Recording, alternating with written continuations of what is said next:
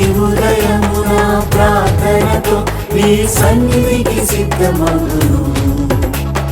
జీవము కలిగిన వాక్కులకై నీ సన్నిధిలో వేచిందును. ప్రతి ఉదయమున ప్రార్థనతో నీ సన్నిధికి సిద్ధమవును.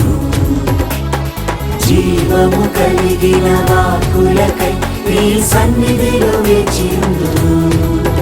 సిద్ధ మనసను జోడు తొడిగి సమాధాన సువార్త చాటెను. సిద్ధ మనసను జోడు తొడిగి సమాధాన సువార్త చాటెను. సమాధాన సువార్త చాటెను.